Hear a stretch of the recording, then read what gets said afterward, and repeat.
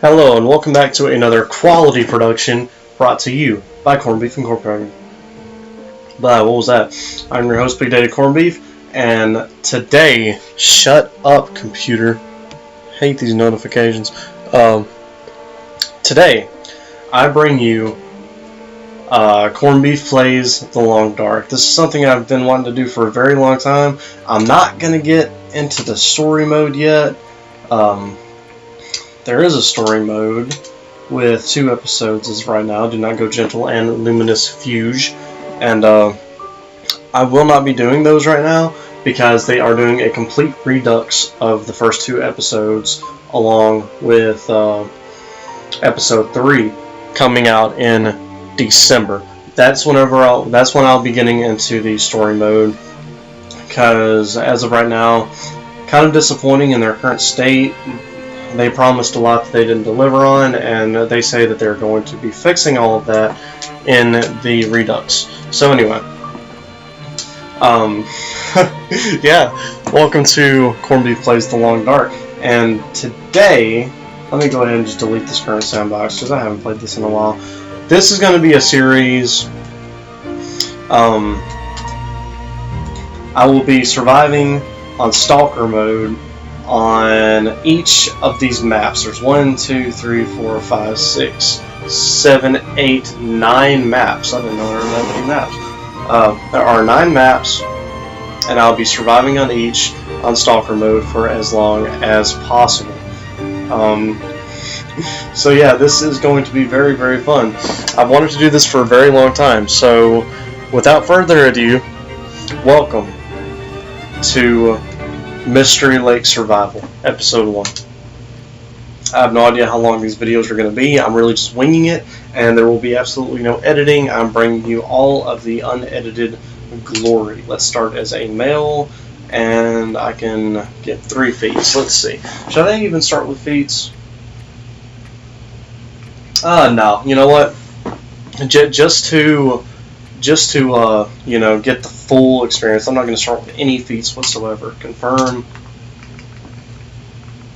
This is going to be ML Survival.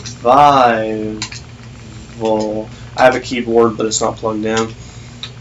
Typing shit out with the controller is absolutely just, I don't know, it's terrible. A mysterious geomagnetic storm has brought your plane crashing down into the northern Canadian wilderness. How long can you survive? Ooh. So tense. So much suspense. Man, listen to those rhymes. I could be the best rapper of 2018. Okay, press any button to continue. Here we go.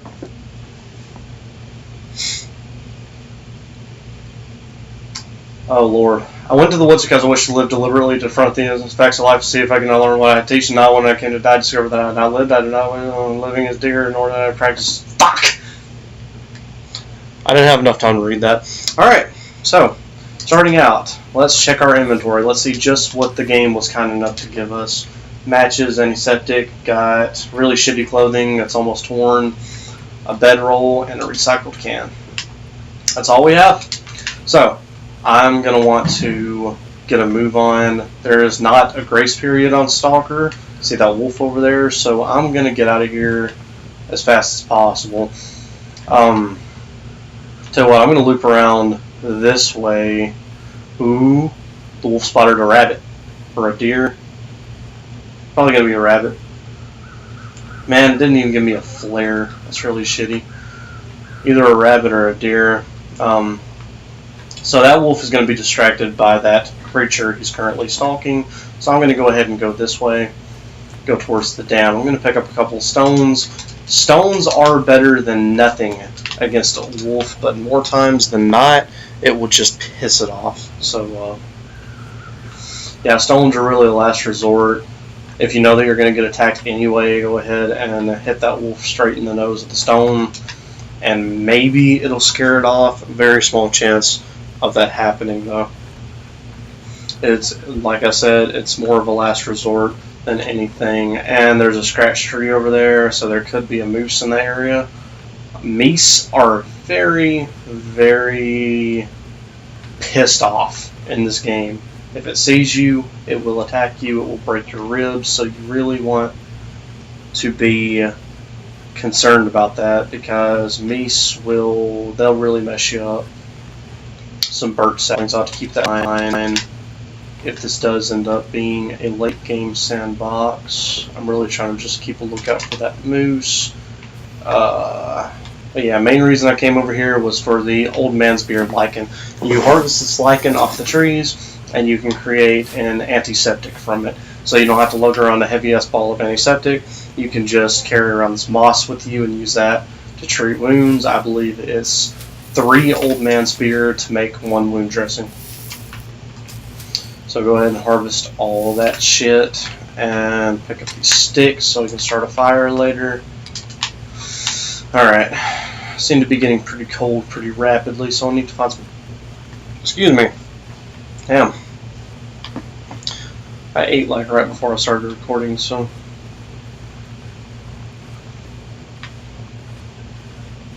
I'm really concerned about this moose in the area. Sometimes they don't really spawn in. They are kind of rare. But other times, if you actually do see a moose, it really will fuck you up. If you have broken ribs, then that drastically decreases your mobility.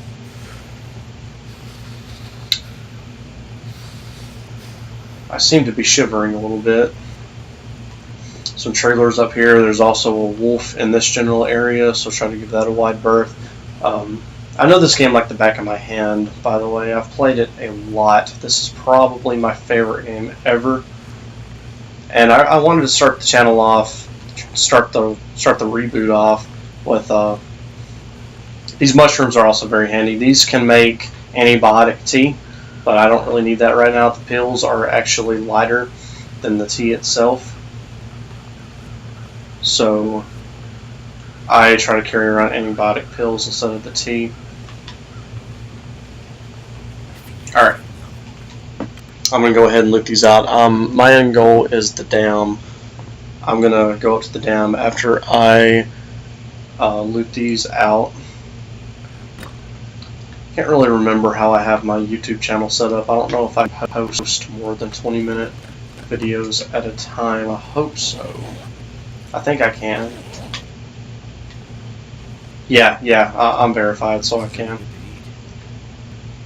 Yeah, that'll be good. They're banged up.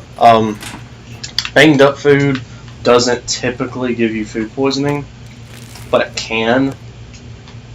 You want to watch out for rusty food, and rusty food as in cans. You get rusty, moldy, stuff like that. You really want to watch out for. Do not eat rusty or moldy shit. Use this.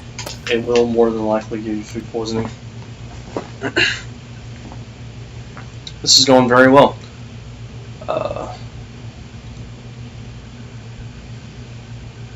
Anyway, just me, you, and the loading screen. Well, this is awkward. I wish the game would load. Okay, here we go. Crows in the distance, that means there's something over there. There's a dead thing. And you can either go loot a dead body or harvest from a dead deer. This used to not be here. Like, all this shit right here, this used to not be here at all. This used to just be a large open area. The dam was there, but all of this decoration and this truck right here, all this wasn't here on the first few versions of the game. It was after we got the completed version of the game that those started appearing right there. actually quite a pleasant surprise. You know, you're playing the campaign or whatever, and you stumble up on the dam. Like, ooh, I wonder if the dam has been updated. And you see all that shit. Use print, that makes really good tinder. Probably the best tinder in the game is money. If you ever find money, then that's the best tinder. It's not like you can use the money anymore, so you might as well burn it, right? Because, you know, the whole world ending and all that. If you're not familiar with the story of The Long Dark, basically, as the title screen said, or the first frame of the sandbox, or whatever the hell you want to call it, that said, a geomagnetic pulse, which is a solar flare, has hit the Earth, and it knocked out the power grid, and sent humanity back a few hundred years. So, I agree, that will come in handy. Those are actually warmer than my fleece mittens, but they offer less wet resistance, but I don't really need that right now, so I'm going to go ahead and put those on. Coffee! Awesome. Big Moose Kicks. They really need to actually make that coffee and market it. I'll totally buy some Big Moose Kicks coffee. Pinnacle Peaches. Let me make sure this is still... Yep, recording perfectly. Yeah. I may make these videos like 30 minutes, maybe. Shit, I'm only at 11 minutes now, I thought. Okay, that's cool. Okay. So, yeah. Very, very cool game. This is one of my favorite games ever, if I haven't already said that. Very glad to have my capture card up and running and have all this set up. It was actually fairly easy to set up with Shabashki's help. He kind of walked me through how to set it up and everything. And, you know, just very glad to be able to get back into YouTube. Let me go ahead and search the strikeout a little bit. Waiting, there's one word, soda. I like that stuff. Soda is actually a very, very good thing in this game, unloading zone. You wouldn't think that soda would quench your thirst so well. Hypothermia risk there on the right, that's alright. Trying to open this door and make sure it doesn't smack me in the head like it usually does.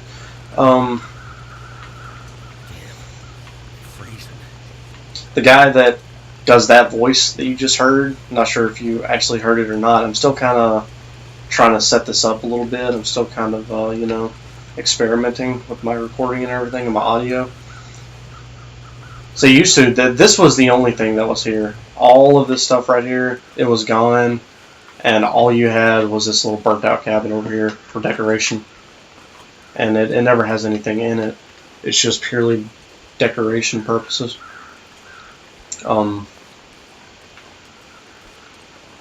So yeah, what was I saying? Yeah, I'm still experimenting with audio. Anyway, the guy that does the voice for William Mackenzie, or the male character, I hate how the grass does that. If you get at a certain angle, the grass appears like that. It's like they use a 2D render for the grass. It didn't used to do that. Used to, it would follow you where you look. And I don't know, surely this is a recognized problem. Because it didn't used to do that, and it does that now, and it really kind of bothers me. Yeah, I better get inside before I get hypothermia. I think it's like 3 hours outside in the cold will give you hypothermia. Oh, loading screens. So the dam usually has some pretty useful shit. You want to go directly for the dam if you're starting mystery late. Make sure that you're all loaded up on gear. There used to be a wolf in the dam named Fluffy. Damn, excuse me. Damn. You know, because I'm in a dam and I said damn. Anyway, there used to be there used to be a wolf in the dam named Fluffy. And man, that damn wolf, let me tell you. That sure was a damn wolf. You know, because it was in the dam. I'm going to shut up now. I don't know why somebody would keep a chocolate bar in their suitcase, but anyway, or briefcase. But I'm not going to judge anybody. You know, you want to keep a chocolate bar in your briefcase. You know, that's completely up to you. I don't discriminate. I don't judge. Anyway, what was I saying?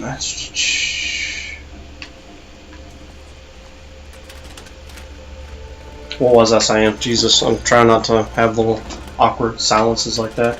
Oh damn, what was I saying? I was saying something, alright.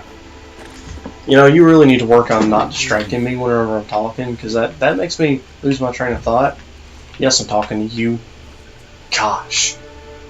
Always distracting me. Ooh, Storm Lantern. Great. I don't know, does this game have a brightness setting? No, it does not. So if this doesn't come out right on the video, and I'm going to turn subtitles on. Probably should have done this before I started the video. I'm going to turn subtitles on so that y'all can understand what the guy is saying over my voice.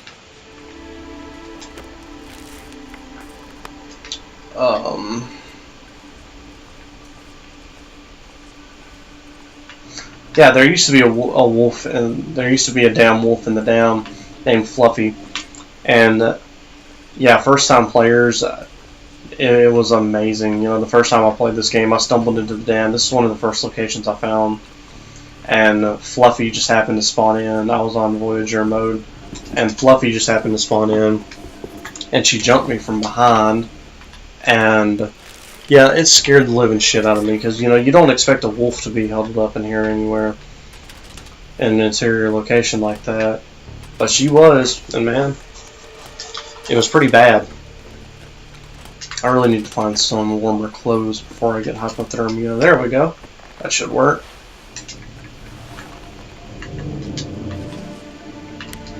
Am I still not warming up? Wow. Yeah, I need to go make a fire real quick so I can warm up. I can leave my scavenging for just a minute. There's a fire barrel downstairs here. I can probably see it a lot better than y'all can on the video. I'm not sure if you can see it well or not. I know after rendering it comes out a little darker on YouTube. I wish there were a brightness setting that I could adjust that with. I'm going to use my wood matches and my book, and I'll use a stack of papers. I didn't start out with any accelerant, regrettably. Come on, little fire.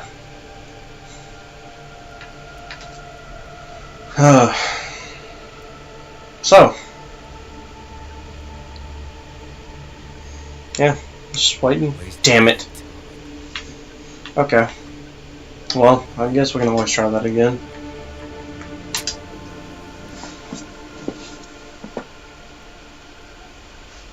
This is a lot easier whenever you have your perch selected or whatever.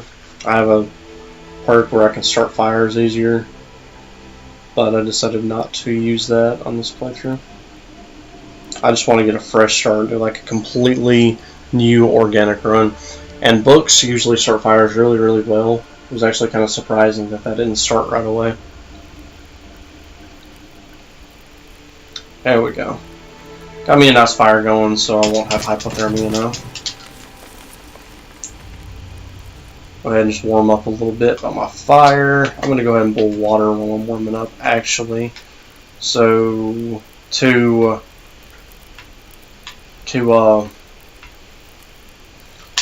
melt snow and cook food, used to you just select the fire and select what you wanted to cook from this menu. And now there's a recycled can in your inventory, and you can find cooking pots as well. And you can find other recycled cans. And that's how you melt water and shit. You put it in the can, and you melt it, and then you boil it. So let me see if any of my other equipment needs to be maintained while that's going on. I know I probably need some tinder plugs. Let me harvest that real quick. You can harvest newspapers to get 2 tinder plugs, and have 2 tinder instead of just the 1. I'm going to drop that disinfectant, and go ahead and craft my old man's beard dressing, because the disinfectant is a little heavier, and I might as well make some bandages while I'm at it. You can hear the water boiling there. Yep, there it is. Go ahead and pick that up, and I'll grab a torch out of this just to have a little bit of extra light. I'm warmed up a little bit now, so I can go ahead and get back to scavenging. Usually some pretty good supplies in the dam. Where was I? I was in this room, right? Did I scab all this out? Yeah.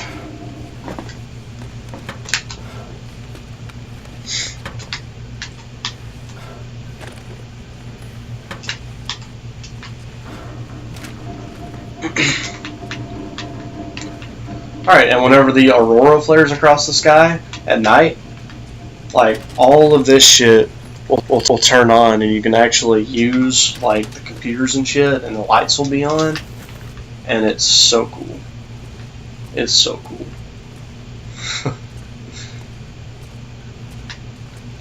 And,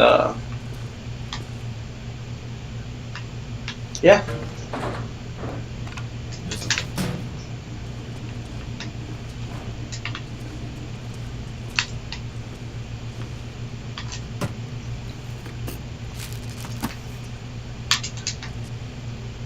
They used to make these posters as well. They used to have posters that looked just like this. They had all the levels made in posters like the art or whatever. I've actually got the Mystery Lake poster hanging on my door. And I really, really wanted to get the Coastal Highway poster and put it somewhere in my room, but they stopped selling these posters. They stopped making them. And it would be really nice to find these on eBay, because I really want the whole set. I almost bought the whole set. I just didn't have enough money at the time. I totally would have. Because I just really love the way those posters look. The custom... Damn, what was that voice crack? I like the way the posters look, you know, the custom art style and everything.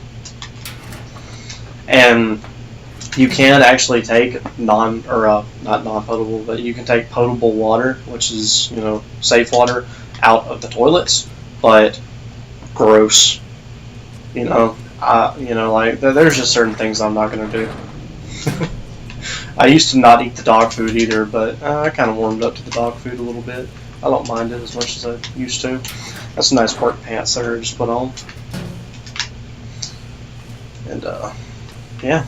What I really need is a crowbar. I could get some of these, there's nothing downstairs here. There's a little section from the story mode down there, but you can't actually get to it, or you can't do it in the survival mode. Alright, so there's a lot of shit to scavenge in this room, and I'm a very impatient person, so I apologize, but I'm not going to do everything in this room. I'm not going to search through every single little desk. I'm sure I'll be fine without everything, but I am going to scavenge this room and the medical supplies. I'm not going to waste all that time scavenging this room anyway, or scavenging this whole area anyway. Yeah, the Carter Hydro is actually a very good starting location. You're usually a short walk away from it whenever you start on Mystery Lake, so it's best to just get right down to there and start scabbing from there as soon as possible. You can get a lot of food, a lot of good medical supplies, and clothing out of the lockers if you have a pry bar. If you happen to find one on the way there. And my torch is burning out. You can actually break down your torch into a normal stick after it burns out. I'm trying to break down the chair. Shut up. 23 minutes. Wow. Sure doesn't feel like it. No, I'm not going to search those. Fuck it. Alrighty. Might search out a few of these desks here and there. Well, there probably are things in there that I can find, like candy bars and, you know, sodas and shit like that. But I'm not in that desperate need right now. Alright. Water purification tablets are very good. They're a little obsolete ever since they added the new campfire cooking system, because oftentimes you'll just completely forget to use them. But if you do use them, and there's nothing upstairs either, it's a locked door you can't get through. If you do have to use them, or remember to use them, and they are very handy. They can purify a lot of water in a very short amount of time, which is good. Hope this room has a flare in it. This room usually has a flare in it. Painkillers, those are handy in case you ever sprain anything.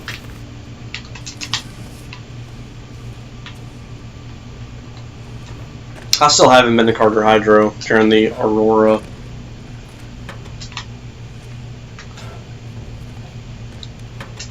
So I hope that's the thing that we get to do during this playthrough. We will probably do during this playthrough. I'll be trying to get all of the collectibles and everything. Oh yeah, I just picked up a skill book. I didn't want you to look at that. These are skill books. You have shooting skill books, bow skill books, cooking, you know, basically all of your skills that are, where are they? Right here. You have skills, carcass harvesting, cooking, fire starting, ice fishing, rifle, archery, and mending. Everything is level 1 right now, and the more that you do these things, like see, I've started one fire, and that gave me just a little bit of experience in that field. And there are different levels. At level fire starting, you can start fires without tinder, you know, stuff like that. Archery, you get that. You know, you get that a little leveled up. You have more of a chance to recover arrows instead of them breaking. And yes, flare. Flares are incredibly useful against wolves. Oh damn! Should not have ate right before recording. I've said that so many times now. Hey, there's a Canadian flag. Anyway.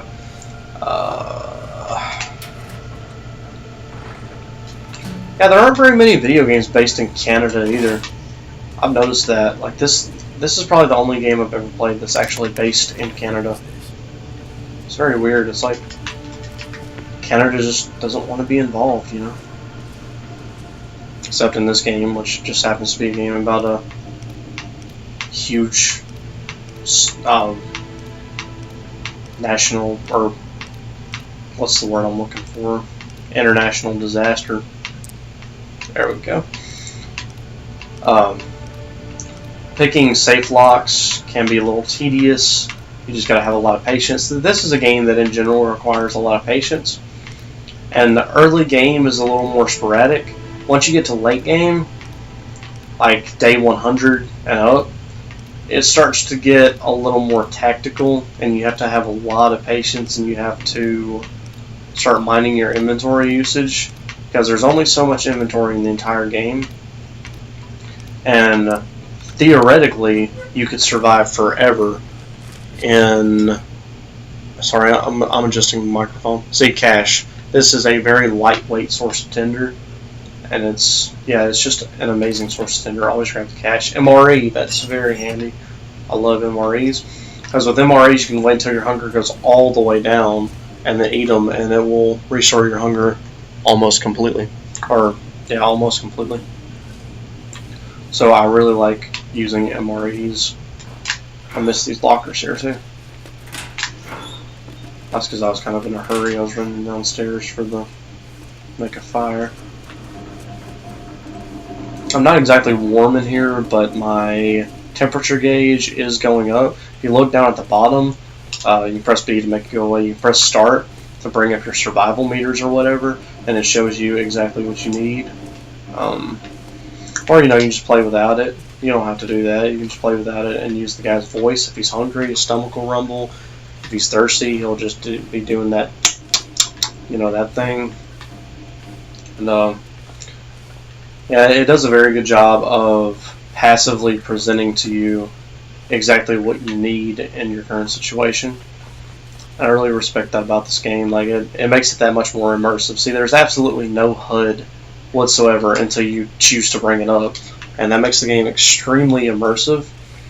And it really makes the art style of the game just, it makes it that much more, you know, it makes it come out. And I really like it. I love the art style of this game. I love how everything's presented and how cool everything looks. It looks like an oil painting. If you've ever seen an oil painting, it looks just like it. It's just like that.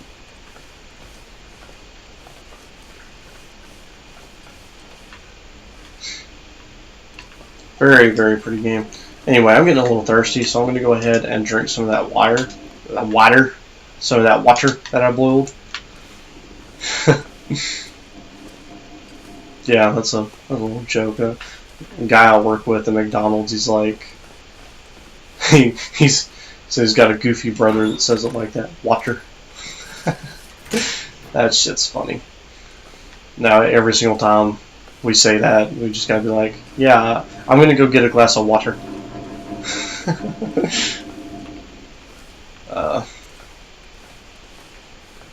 Hey, look, a dead body. I don't know. You should be able to see that fairly well. Oh shit, my headphones are dying. That's not good. Well, that means that I should probably end this video here soon, because I'm not going to have any audio. I need to let my earbuds recharge. Yep. I'm going to end this video here. Don't fall. Awesome. See that hardcore parkour I'll be doing? As you can see, he makes the biggest deal out of the tiniest little falls. I think he's got bad knees or something. I'm going to lay my bedroll down right here, set me up a little campsite, and that'll be the end of this video. I'm probably not going to waste any fuel, because I don't necessarily need it right now. I think I can go the night without making a fire. Pretty sure I can. What's the air temp? The air temp is, it feels like 27. And my bedroll gives me a bonus of 8 degrees, so that should be fine. Alright. Let me get me a little something to eat here before I go to bed. Or I could probably do without tonight. Then again, I really do need to eat these peaches because they're about to go bad. Yeah, I'll wait for a little bit until I'm tired, and then I'll eat the peaches. I'm just going to pass the time for a little bit until I get exhausted, because sleep is another resource on this game. If your sleep meter goes all the way up, and it's... Oh shit. Ooh, the Aurora. Oh man, it usually does not happen on the first night like that. Oh man, this is going to be fun. I'm going to get to explore the dam with the Aurora. Oh shit, that's awesome. Okay, so I'm going to leave this video here. It's running a little over time. It's going to take forever to upload on my internet, but it's going to be so worth it. I'm so excited to be getting back into this. Check out my other video. Yeah, see, the video was 15 minutes, and it's still only at 17% right now. Oh man, I get to explore the dam during the Aurora on my first real video. That's awesome. The Aurora usually doesn't appear that often on Stalker. I know it appears pretty often on the easiest difficulty, whatever that is. Nomad. No, not Nomad. That's a challenge. I don't know. Pilgrim. That's it. It appears pretty regularly on Pilgrim, and there is a slider that you can adjust on a custom sandbox. This game does have custom sandboxes, and you can put the Aurora chance pretty high on those. So anyway, thank y'all so much for tuning in. I will be doing, these. This is going to be a video series. I'm going to be doing lots of these. I'm going to see just how long I can survive on Mystery Lake, and yeah. This has been day 1 survival on Mystery Lake. So thank y'all so much for tuning in. I'm very excited to get back into it. And yeah, y'all just take it easy. I hope you enjoyed the video.